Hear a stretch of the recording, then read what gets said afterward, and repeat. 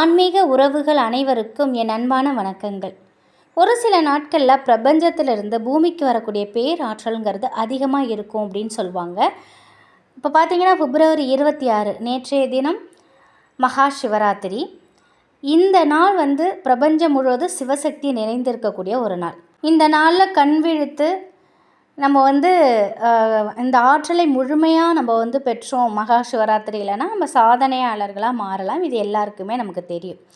இன்றைய தினம் February 27 வியாழக்கிழமை, மாசி மாத அமாவாசை. இந்த நாள்லையுமே பிரபஞ்சத்தில் நேர்மறை ஆற்றல்ங்கிறது அதிகமாக இருக்கும்.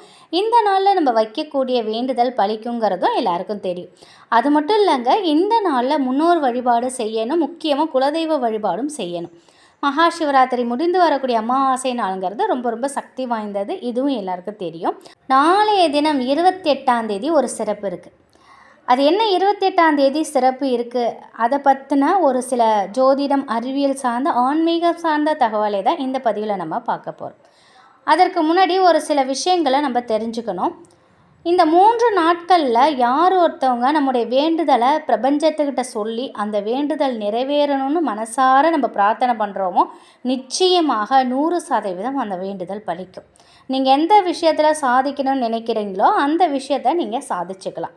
மேனிஃபெஸ்டேஷன் செய்வதற்கு இந்த 3 நாட்கள் நமக்கு கிடைத்த வரோம் அப்படின்னே சொல்லலாம். நம்ம பிரபஞ்சத்திட்ட வைக்கக்கூடிய வேண்டுதலை தான் நம்ம ஆங்கிலத்தில் மேனிஃபெஸ்ட் அப்படின்னு சொல்கிறோம். நமக்கும் கடவுளுக்கும் இருக்கக்கூடிய நெருக்கத்தை அதிகரித்து கொள்ள நமக்கு விருப்பமான முறையில் நம்ம பிரார்த்தனை பண்ணலாம். நம்முடைய வாழ்க்கையில் நல்லது கெட்டது நவகிரகங்களை வைத்து தான் நிர்ணயிக்கப்படுது. February 28 7 கிரகங்களும் வானத்தில் ஒரே நேர்கோட்டில் வரப்போகுது அப்படின்னு சொல்கிறாங்க. கிரகங்கள் எல்லாம் எப்பொழுதுமே ஒரே நேர்கோட்டில் இருக்காது. February 28 இந்த 7 கிரக சேர்க்கை மிக அரிய வகை நிகழ்வாக இருக்க போகுது. இது போல் ஒரு சேர்க்கையை மீண்டும் நம்ம பார்க்கணும் அப்படின்னாக்கா நம்ம 2040 வரைக்கும் நம்ம காத்துக்கிட்டு இருக்கணும் அப்படிங்கிறது விஞ்ஞானிகளோட ஒரு கூற்று. அதனால் February 28 நமக்கு பிரபஞ்சத்தில் நல்ல ஆற்றல் அதிகமாக இருக்கும்.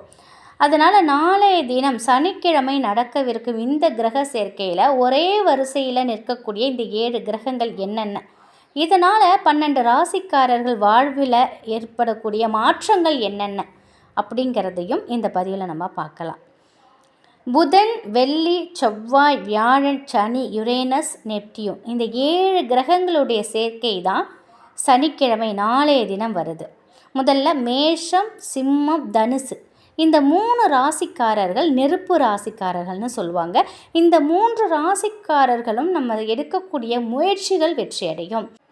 உங்களுடைய திறமை அதிகரிக்கும். வாழ்க்கையில் குறிக்கோளை இலக்கை அடைவதற்கு தேவையான அத்துணை நன்மைகளும் உங்களை தேடி வரும். உங்கள் வாழ்க்கை முன்னேற்ற பாதையை நோக்கி செல்ல நல்ல காலம் பிறந்துட்டு அப்படின்னே சொல்லலாம். அடுத்து பார்த்திங்கன்னா ரிஷபம், கன்னி, மகரம் இந்த 3 ராசிக்காரர்கள் பூமி ராசிக்காரவங்கன்னு சொல்லுவாங்க. உங்களுடைய வாழ்க்கையில் சில மாற்றங்கள், நல்ல மாற்றங்கள் ஏற்படும். வேலை தேடிக்கிட்டு இருக்கிறவங்களுக்கு நல்ல வேலை கிடைக்கலாம், இடமாற்றம் கிடைக்கும். திருமணம் ஆகாதவர்களுக்கு திருமணம் நடக்க வாய்ப்புகள் இருக்குது. நல்லதுன்னு நீங்கள் எடுத்த முடிவுகள் உங்களுக்கு எதிராக செயல்பட வாய்ப்பு இருக்குது. கெட்டதுன்னு நீங்கள் ஒதுக்கின விஷயங்கள் உங்களுக்கு அது நல்லதாக மாறவும் வாய்ப்புகள் இருக்குது. கவனமாக நம்ம இருக்கிறது ரொம்ப நல்லது. மிதுனம், துலாம், கும்பம் இந்த 3 ராசிகளும் காற்று ராசிகளாக சொல்லப்படுது. உங்களை சுற்றி இருக்கிறவங்கள்ட்ட நீங்கள் கொஞ்சம் ஜாக்கிரதையாக இருங்க. உங்களை பற்றின நல்லது கெட்டதை அதிகமாக அடுத்தவங்களால் நிச்சயமாக பேசப்படும். குறிப்பாக நீங்கள் சமூக வலைத்தளங்களில் அதிகமாக இருக்கீங்கன்னா அடுத்த 3 மாதங்களுக்கு கொஞ்சம் கவனமாக இருக்கணும். பொதுப்பணியில் இருக்கிறவங்க, அரசியல்வாதிகள், சினிமா துறையில் இருக்கிறவங்க சில ஏற்ற இறக்கங்கள் இருக்கும். அடுத்து பார்த்தாக்கா கடகம், விருச்சகம், மீனம் இந்த 3 ராசிக்காரர்களும் நீர் ராசிகளாக சொல்லப்படுது. இவங்களுக்கு மனதளவில் நிறைய மாற்றம் ஏற்படும். வாழ்க்கையில் சில முக்கியமான கட்டத்தில் என்ன முடிவெடுப்பதுங்கிறதுல தடுமாற்றம் இருக்கும். சில குழப்பமான மந்தமான சூழ்நிலையும் உருவாகும். கூடுமான வரைக்கும் நீங்கள் இறை வழிபாட்டில் ஈடுபடுங்க. அவசரப்பட்டு எந்த முடிவும் எடுக்காதீங்க. அடுத்த 3 மாதங்களுக்கு கோபத்தை குறைச்சிக்கிட்டு இருக்கிறது ரொம்ப நல்லது. இப்போ சொன்ன விஷயங்கள் ஜோதிட சார்ந்த தகவல்கள் அனைத்துமே பொதுப்படையாக சொன்னது. இது அனைத்தும் எல்லாருக்கும் 100% வேலை செய்யும்னு சொல்ல முடியாது. அவங்களுடைய பிறப்பு ஜாதகத்தை பொறுத்து ஒரு சில விஷயங்கள் மாறுபடலாம். இருந்தாலும் நம்ம எச்சரிக்கையாக இருக்கிறது நல்லது. எப்பொழுதுமே ஒரு விஷயத்தை நம்ம மனசில் வச்சுக்கிறது நல்லதுங்க. நம்முடைய பர்சனலை யார்கிட்டையும் எப்பவும் சொல்லாமல் இருக்கிறது ரொம்ப நல்லது.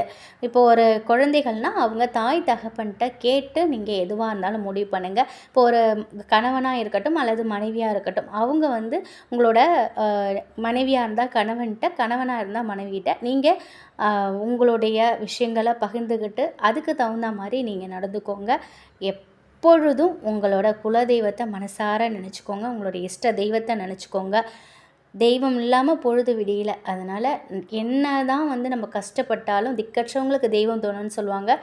எவ்வளோ கஷ்டப்பட்டாலும் அந்த கஷ்டத்துலேருந்து காப்பாற்றக்கூடிய ஒரு சக்தியை கடவுள் நமக்கு நிச்சயமாக கொடுப்பாங்க. முழு நம்பிக்கையோடு நம்மளோட கடின உழைப்போடு சேர்த்து கடின உழைப்பு, நேர்மை, பக்தி இது 3மே ஒரு மனுஷனை நல்ல ஒரு வழியில் கொண்டுட்டு போகுங்கிறது ஒரு நம்பிக்கை. எல்லாரும் இதை தான் ஃபாலோ பண்ணிகிட்ருக்கோம். இருந்தாலும் நம்ம வந்து ரொம்ப எப்பொழுதும் இப்போன்னு இல்லை, எப்பொழுதும் எல்லார்கிட்டையும் கொஞ்சம் எச்சரிக்கையாக இருக்கிறது நல்லது. இந்த ஒரு தகவல் கண்டிப்பாக அனைவருக்கும் பயனுள்ளதாக இருந்திருக்கும் அப்படின்னு நம்புகிறேன். நாம் வணங்கும் தெய்வம் எப்பொழுதும் நம்மளை வழி நடத்தும். ஓம் நம சிவாய. நன்றி.